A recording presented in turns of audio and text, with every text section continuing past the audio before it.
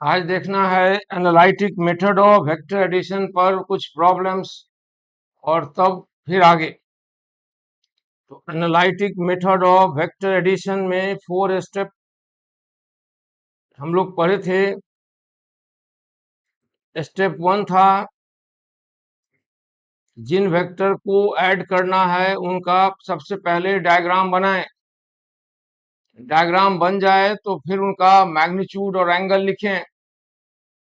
फिर उनको एक्स और वाई एक्सिस या रेफरेंस एक्सिस पर रिजॉल्व करें। फिर सभी के एक्स कंपोनेंट को एक साथ जोड़ें और सभी के वाई कंपोनेंट को एक साथ, जिससे हमें रिजल्टेंट का एक्स और वाई मिलेगा। और लास्ट स्टेप था कंपोजिशन ऑफ कंपोनेंट्स, और रिजल्टेंट को कंपोनेंट को कंबाइन करें ताकि आपको रिजल्टेंट और उसका मैग्नीट्यूड और डायरेक्शन मिल सके। इसी में सबसे पहला प्रॉब्लम देखिए। मान लीजिए एक कार ट्रेवल करती है, पहले 50 किलोमीटर ईस्ट जाती है और फिर वहां से 30 किलोमीटर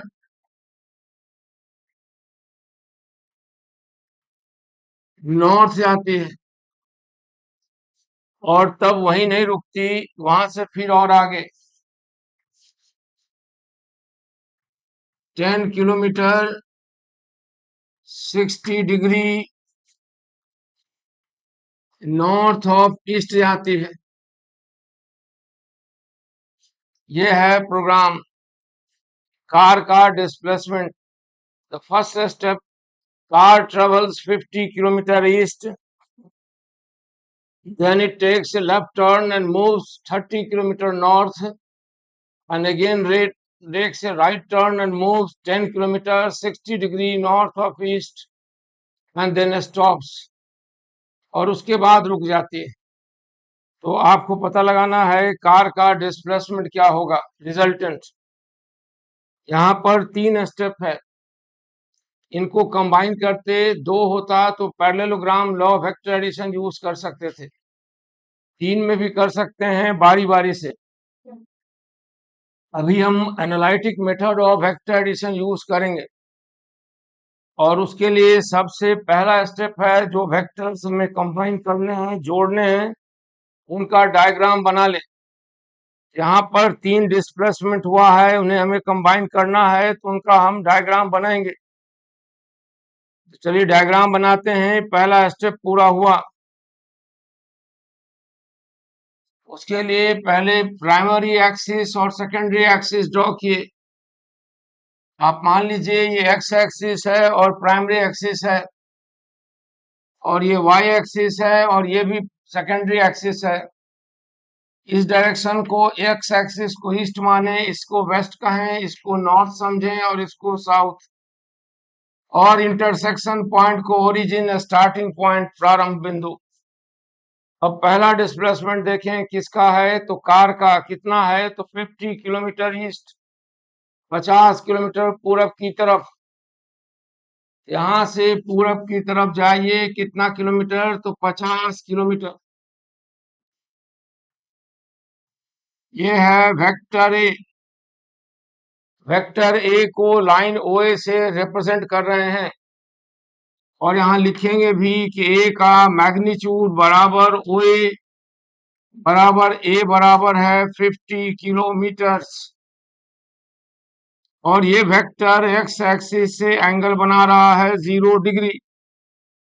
तो इसका डायरेक्शन पता लगाने के लिए एंगल विथ एक्स एक्सिस से 0 डिग्री। अब अगला स्टेप क्या है, कार अब यहां से लेफ्ट टर्न लेती है और 30 किलोमीटर सीधा नॉर्थ को जाती है।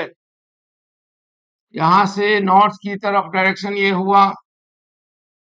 अब की बार ये 30 किलोमीटर गई है ए से बी पर, ये वेक्टर बी से डिनोट करते हैं।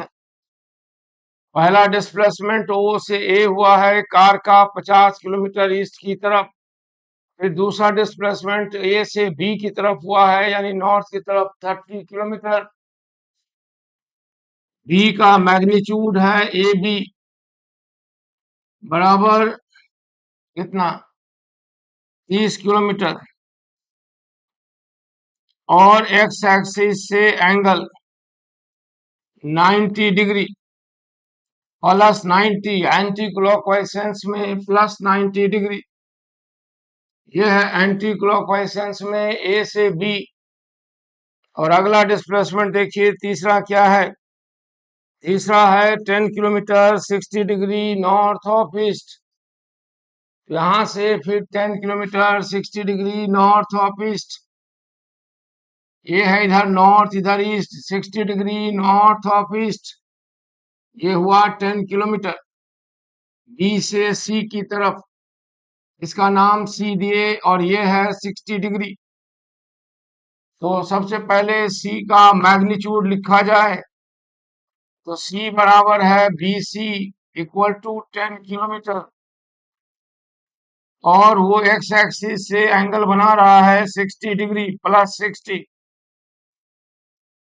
तो पहला स्टेप का काम पूरा हुआ। जिन वेक्टर को कंबाइन करना था ऐड करना था हमने उसका डायग्राम बनाया। अब किसको पता लगाना है तो जहां से चले और जहां पहुंचे। चले कहां से तो ओ से, पहुंचे कहां पर तो सी पर। तो ओ से सी का डिस्प्लेसमेंट मालूम करना है। इसको आर कहते हैं, इसी का पता लगाना है। ये एंगल फाई है। पहला वेक्टर एक्स एक्सिस में है उसका मैग्नीट्यूड 50 किलोमीटर पूरब। दूसरा वेक्टर नॉर्थ एक्स की तरफ है और उसका मैग्नीट्यूड 30 किलोमीटर नॉर्थ। और तीसरा vector 10 kilometre 60 degree north of east. अब तीनों को डायग्राम हो गया, मैग्नीट्यूड लिख दिया, एंगल लिख दिया। अब अगला काम है इनको रिजॉल्व करना, इनका कंपोनेंट निकालना। तो पहला का कंपोनेंट निकालिए। ए एक्स बराबर होगा ए कॉस थीटा 1। अब देखिए ए कितना है तो ए 50 किलोमीटर है और थीटा 1 कितना है तो एक्स एक्सिस से 0 डिग्री बनता है। इसलिए यहां लिखा जाएगा 50 कॉस 0 डिग्री।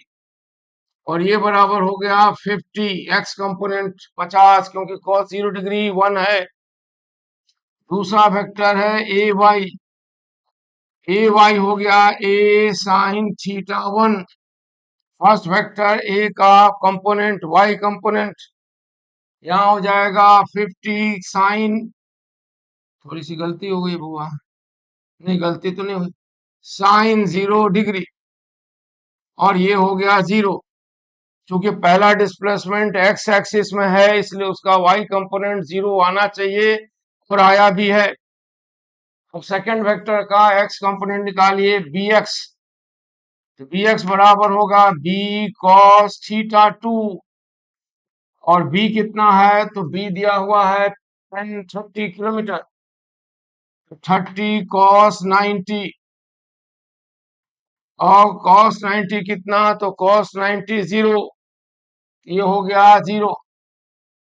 उसी तरह बी वाई बराबर हो गया बी साइन थीटा 2 यानी 30 साइन 90।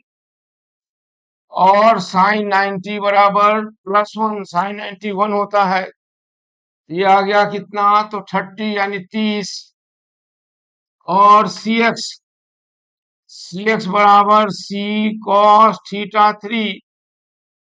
सी कितना है तो C equal to 10 kilometre cos 60 1/t यानी 5। और सी वाई बराबर है सी साइन थीटा 3। यह है 10 साइन 60। ये हो जाएगा 10 साइन 60 यानी √3/2। √3/2 10 3/2 2 से डिवाइड कर दीजिए तो 5√3।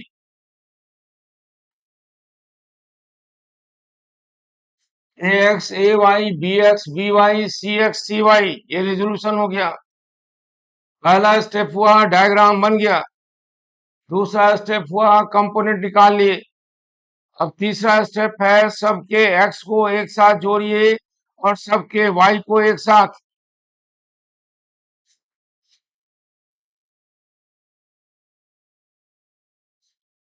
तो पहला स्टेप कंप्लीट हो गया, हमने डायग्राम बनाया एंगल। दूसरा स्टेप हो गया। अब तीसरा, सबके x को जोड़ना एक साथ, सबके y को एक साथ। देखिए rx कितना, तो ry, तो rx equal to ax plus bx plus cx। ax है 50 प्लस bx 0 प्लस cx 5 यानी 55। rx आ गया 55। अब ry ay by cy, तो ay बराबर 0, by इक्वल टू 30 और cy इक्वल टू 5√3। 30 प्लस 5√3, 5 गुना 1.732, ये हो गया 30 प्लस 1 1 3 8 यानी 38.66। ये हो गया अगला स्टेप। हम कंपोनेंट वेक्टर निकाल लिए रिजल्टेंट का। यानी सबसे पहला स्टेप था डायग्राम बनाओ, बन गया।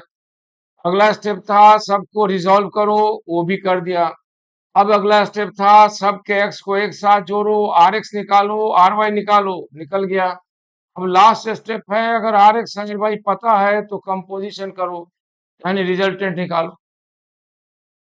तो लास्ट स्टेप यहाँ पर वेक्टर आर जो ए और बी और सी के जोड़ने से आया है, उसका मैग्नीट्यूड हो जाएगा R X square plus R Y square, और उसका एक्स एक्सिस से डायरेक्शन हो जाएगा R Y by R X. यही हुआ एनालिटिक मेथड पर पहला सवाल। Analytic method of vector addition पर ये पहला सवाल हुआ। समझ में आई बात? तो इस तरह से सवाल अटेम्प्ट करना है एनालिटिक मेथड से। दो या दो से ज्यादा वेक्टर को एक साथ कंबाइन करना है, तो सबसे पहला स्टेप उनको रिजॉल्व करें। रिजॉल्व करें मतलब पहला स्टेप है उनका डायग्राम बनाएं, बन गया है। अगला स्टेप है उनके एक्स वाई कंपोनेंट्स निकालें, सबके एक्स को एक साथ जोड़ें, रिजल्टेंट का एक्स प्राप्त होगा। सबके वाई को एक साथ जोड़ें, रिजल्टेंट का वाई मिलेगा, और तब उसके बाद रिजल्टेंट निकालें जो सामने है। समझ में आई बात? ये मेथड है method of addition, analytic method. तो इससे हम लोग प्रॉब्लम अटेम्प्ट करेंगे। थोड़ा अगले स्टेप की ओर चलते हैं। हालांकि प्रॉब्लम बनाना जरूरी है, और हो सकता है प्रॉब्लम बनाए भी हों। समझें?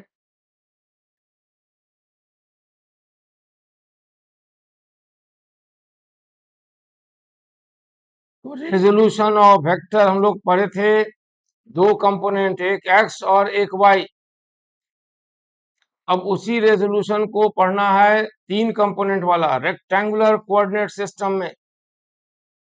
यानी जब हम किसी वेक्टर को रिप्रेजेंट कर रहे हैं, किसमें?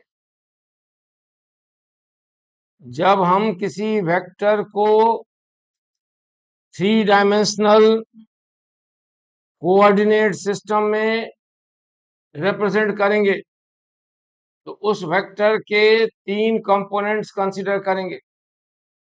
कंपोनेंट नंबर 1, 2 और 3।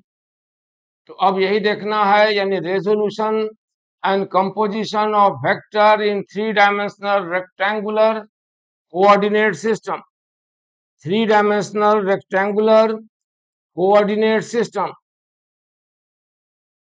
समझ में आई कुछ बात हमारी? Three dimensional rectangular coordinate system कि जब एक्स एक्सिस भी हो, वाई एक्सिस भी हो और जेड एक्सिस भी हो, तीनों हो, एक्स वाई जेड तीनों, तीनों एक साथ कैसे माने? तो अभी मानते हैं, देखिए।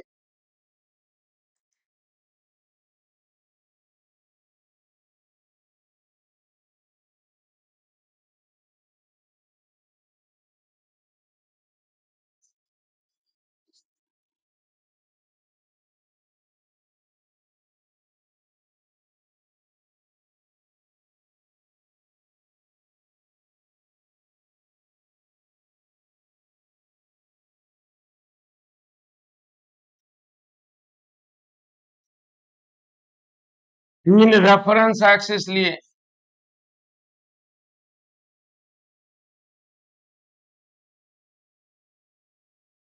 इसे हम माने एक्स और इसको माने वाई, और इन दोनों पर परपेंडिकुलर एक लाइन है जिसको हम जेड एक्सिस बोलते हैं, बोलेंगे ये होगा जेड। और ये तीनों का इंटरसेक्शन पॉइंट जो ओरिजिन कहलाएगा, ये स्टार्टिंग पॉइंट। और यहां से एक वेक्टर कंसीडर किए, ओपी। अब ये लाइन ओपी जो वेक्टर है उसका डायरेक्शन बताने के लिए हम तीनों एक्सिस का यूज करेंगे। यानी ओपी लाइन एक्स एक्सिस से कितना एंगल बनाता है, ओपी वाई एक्सिस से कितना बना रहा है, और ओपी जेड से कितना बना रहा है, तीनों एंगल। तो इसका नाम दिए वेक्टर आर। तो वेक्टर आर का मैग्नीट्यूड बराबर R equal to OP. Vector R X axis से एंगल बना रहा है पीओ एक्स बराबर अल्फा, वाई एक्सिस एंगल है PO Y equal to beta, और जेड एक्सिस एंगल है PO Z equal to gamma. यानी वेक्टर आर का डायरेक्शन एस्टेब्लिश करने के लिए हम तीनों एक्सिस को रेफरेंस एक्सिस की तरह इस्तेमाल करते हैं, एक्स में भी, वाई में भी और जेड में भी। जबकि पहले टू डायमेंशन के केस में सिर्फ एक्स से थीटा लेते थे और वाई से वो 90 माइनस थीटा हो जाता था, और जेड का सवाल ही नहीं था, जेड एक्सिस कोई होता ही नहीं था। इसमें तीनों एक्सिस है, इसलिए डायरेक्शन तीनों से दिखाएंगे एक साथ, एक्स से भी, वाई से भी, जेड से भी, तीनों एंगल बना रहा है, अल्फा, बीटा और गामा, तीन एंगल।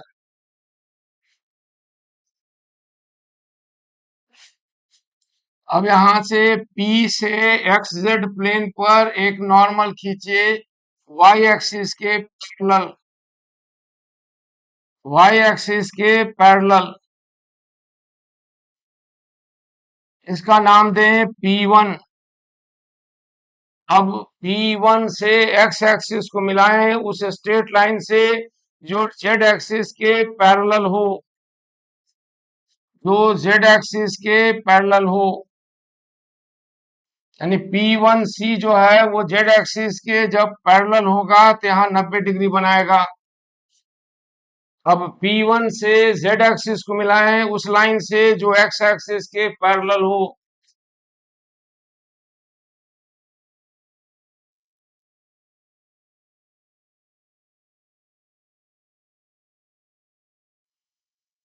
अब ये भी 90 दिखाएगा क्योंकि P1D जो है OC के पैरेलल है।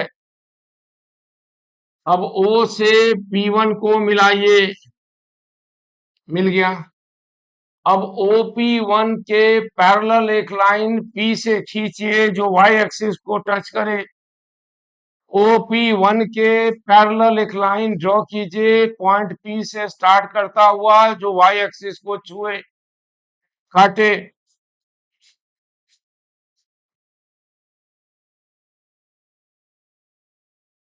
यानी P से एक लाइन ड्रॉ करना है OP1 के पैरेलल,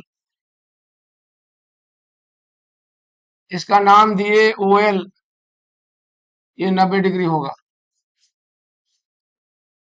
तो यहाँ एंगल है P O X alpha, P O Y beta, P O Z gamma, 3 angle है।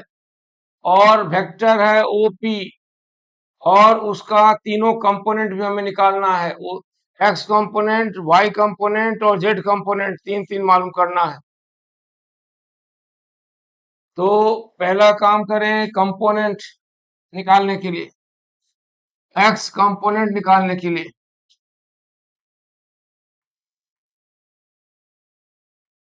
ये हो गया आर एक्स। ये कैसे होगा? तो वेक्टर ओपी और एक्स एक्सिस अलग दिखाएं, वेक्टर ओपी और एक्स एक्सिस। मान लें ये है ओपी और ये है एक्स एक्सिस,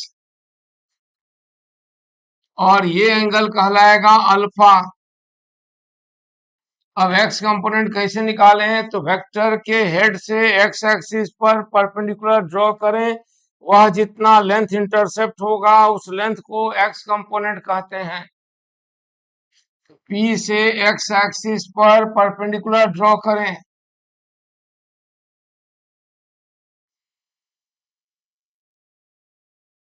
अब ओपी कितना लेंथ इंटरसेप्ट कर रहा है? वो है OC. OC is called X component.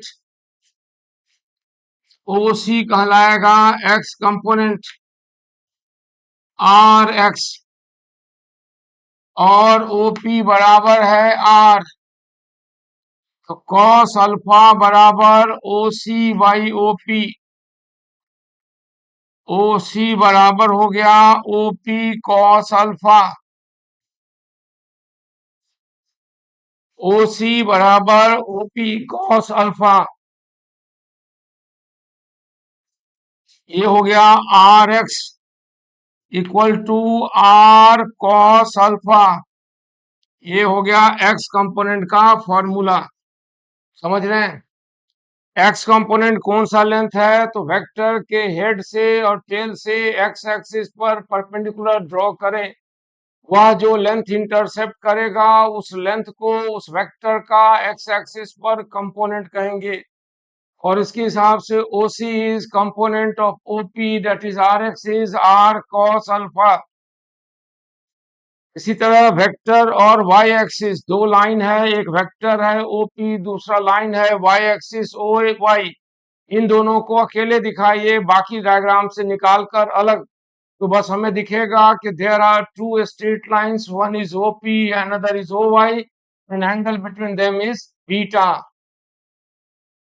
तब हम निकाल पाएंगे वाई कंपोनेंट। कंपोनेंट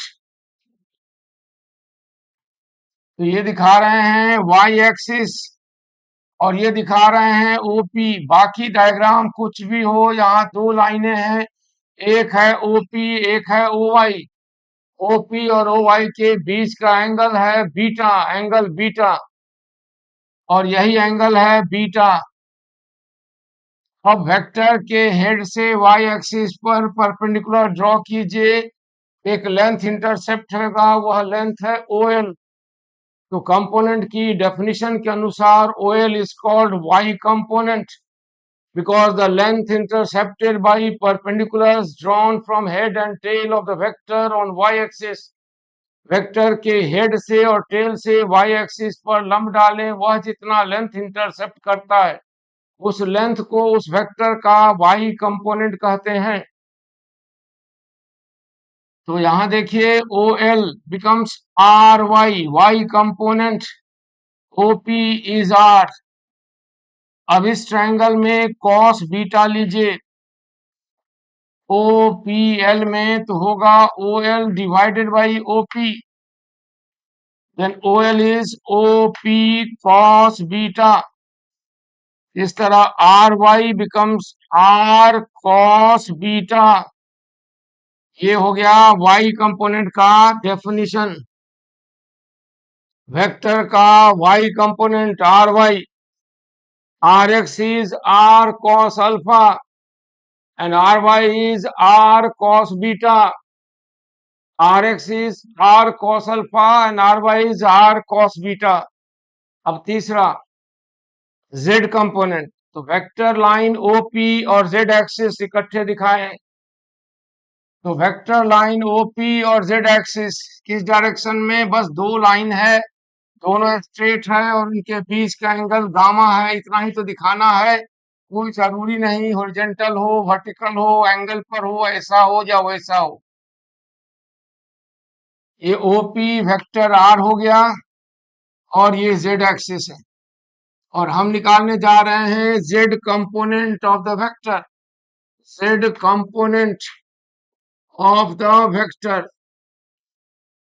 तो क्या करें, तो वेक्टर के हेड से जेड एक्सिस पर परपेंडिकुलर ड्रॉ कीजिए। वह जितना लेंथ इंटरसेप्ट करेगा उस लेंथ को उस वेक्टर का उस एक्सिस में कंपोनेंट कहते हैं। यहां से परपेंडिकुलर ड्रॉ किए, यह लेंथ इंटरसेप्ट किया डी पर। अब O D becomes R Z. अब ट्रायंगल ओ पी डी में कॉस गामा लीजिए, बेस को रिलेट करना है इसलिए cosine. Triangle O P D में कॉस गामा, तो कॉस गामा बराबर हो जाएगा O D by O P, और ओ डी बराबर हो गया ओ पी कॉस गामा, यानी आर जेड बराबर हुआ आर कॉस गामा। इस तरह तीनों कंपोनेंट का फार्मूला हम लोग डेवलप कर लिए। अगर three dimensional rectangular coordinate system में हो तो आर एक्स आर वाई और आर जेड निकाल सकते हैं, R cos alpha, R cos beta and R cos gamma. समझ में आई बात? यहाँ डायग्राम में तीनों एक साथ दिखेगा, O C is R X, O D is R Z and O L is R Y. ठीक है, ओ सी ओ एल और ओ डी। आर एक्स है, यहाँ पर आर एक्स बराबर ओ सी है, आर जेड बराबर ओ डी है, और आर वाई बराबर ओ एल है, और ओ एल ही पी पी वन है, ओ डी ही सी पी वन है, और ओ सी बराबर, बस रहने दे, इसमें कोई जरूरत नहीं। और साथ में ये तीनों कंपोनेंट यहाँ दिखाई दे रहे हैं, O C O L and O D, और साथ में वेक्टर ओपी।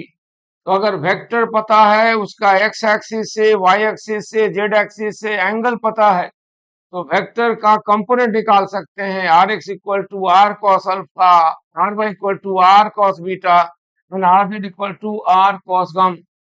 इस तरह निकल सकता है कंपोनेंट। और इस डायग्राम में सब इकट्ठे जोड़ा भी जा सकता है। थोड़ी मेहनत आप करेंगे तो triangle O C P one देखिए, triangle O C P one को O C square plus C P one square बराबर ओ पी वन स्क्वायर होगा कि नहीं। इसे कहते हैं कंपोजिशन। ये जो हम लोग काम किए इसे कहेंगे resolution of the vector, component निकालना। अब कंपोनेंट पता हो तो रिजल्टेंट रिकंस्ट्रक्ट कैसे करें, तो उसके लिए कंपोजिशन उसको बोलते हैं। उसके लिए यहाँ पर देखें, triangle O C P one में कोई भी लिख सकता है ओ पी वन का स्क्वायर बराबर O C square plus C P one square, और कोई भी लिख सकता है O C square plus O D square. ये है ओ पी वन का स्क्वायर। सहमत है तो ठीक है, नहीं तो बोलिए। अगर आप ये समझ गए तो अब एक और ट्रायंगल पहचानिए, triangle O P P one. ये भी राइट एंगल ट्रायंगल है, triangle O P P one. तो triangle O P P one में लिख सकते हैं ओ पी स्क्वायर बराबर ओ पी वन का square plus P P one का स्क्वायर। बोलिए।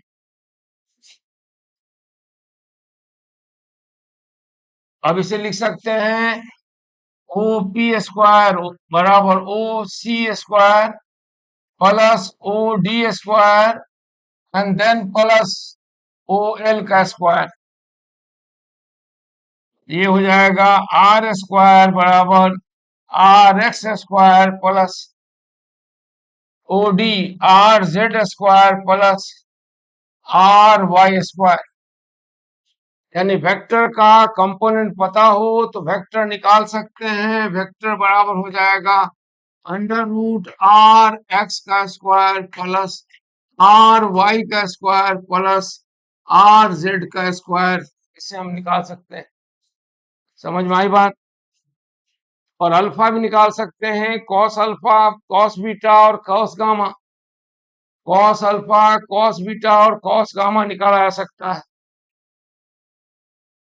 तो इसमें डायरेक्शन का पता चल जाएगा। Cos alpha R X by R, cos beta R Y by R और cos gamma R Z by R. इस तरह आप वेक्टर को 3 डायमेंशनल स्पेस में रिजॉल्व भी कर सकते हैं और कंपोनेंट पता है तो हम उससे फिर रिजल्टेंट भी निकाल सकते हैं। ये हुआ resolution and composition of A vector in 3 dimensional rectangular coordinate system.